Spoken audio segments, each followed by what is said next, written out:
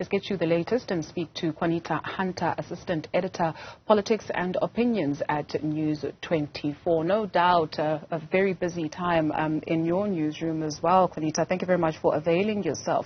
But you have since published an article where you have it on good authority that the President is currently locked in meetings with his advisors.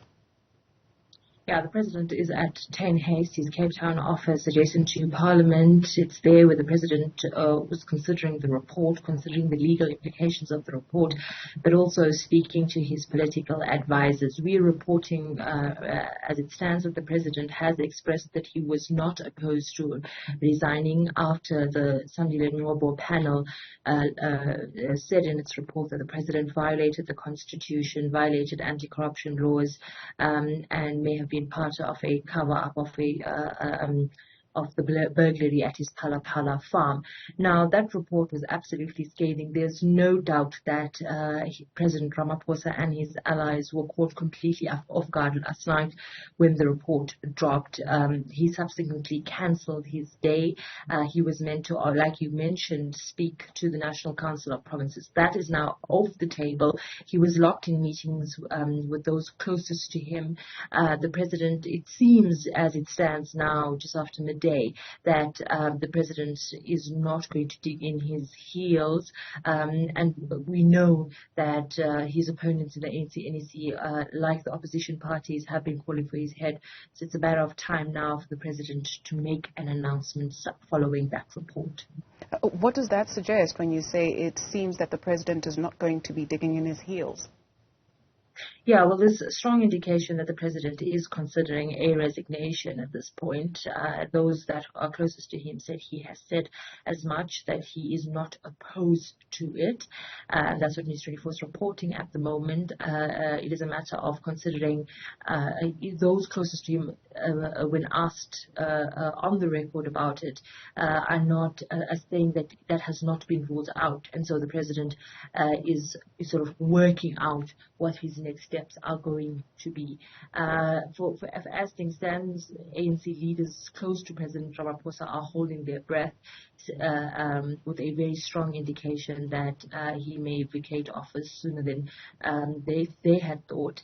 It's obviously going to be quite interesting to watch what's going to happen in the next few hours ahead of the ANC-NEC meeting. I can tell you this much, that Ramaphosa's allies have said that it is unlikely that he would go to that NEC meeting and wait for the meeting to decide his fate. It's very likely for him to come up with his own course of action and announce it publicly before that meeting, or to consult with that meeting, instead of waiting for his opponents to pounce on him.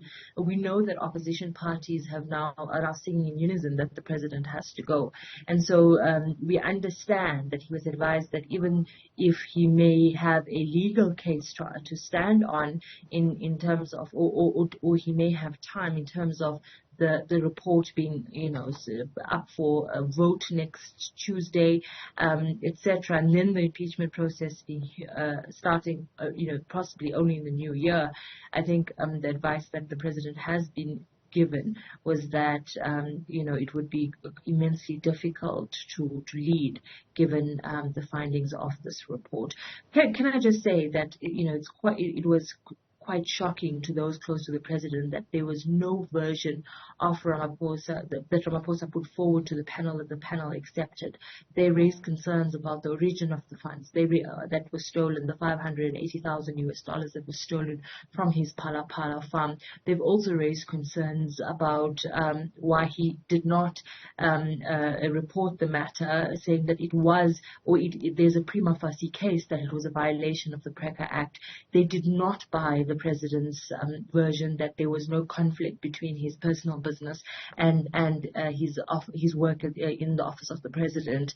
And so that's completely damning, in that the President has no way to explain himself out of this, given the fact that now an independent panel of judges found that his version may not hold water.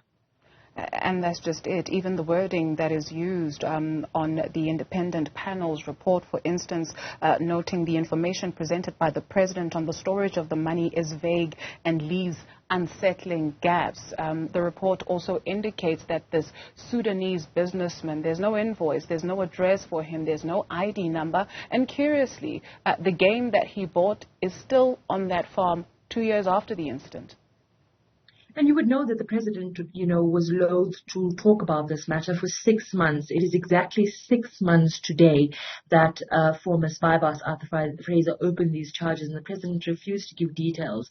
Obviously, yesterday, his version was leaked in terms of what he told the panel, but now we know that the panel, after considering the president's version, poked holes in it and said, it is most likely not the accurate representation of what happened, and that the president does indeed have a case to answer. We are only on day 1 on the journey to day 16, where the African National Congress and branch members would ideally have sat in terms of choosing or mapping a way forward in the form of choosing leaders for that party. What are you hearing about that process, at least? I think that obviously the party would not want to put the cart before the horse. The immediate the response now is what's going to happen in terms of the president's faith, who's going to act in his position in terms of the country. I think that's going to be the immediate concern. What is the status of the report? Is it going to be accepted next week, or does it even matter at this point after the president resigns, if that indeed happens? And so there's all of those permutations that need to be thrashed out, I suppose, in the next 12 hours before there's a conversation around whether what happens in terms of the ANC's elective conference set to begin on the 16th of December. Qaanitah, greatly appreciate your time. Qaanitah Hunter, Assistant Editor, Politics and Opinions at News 24.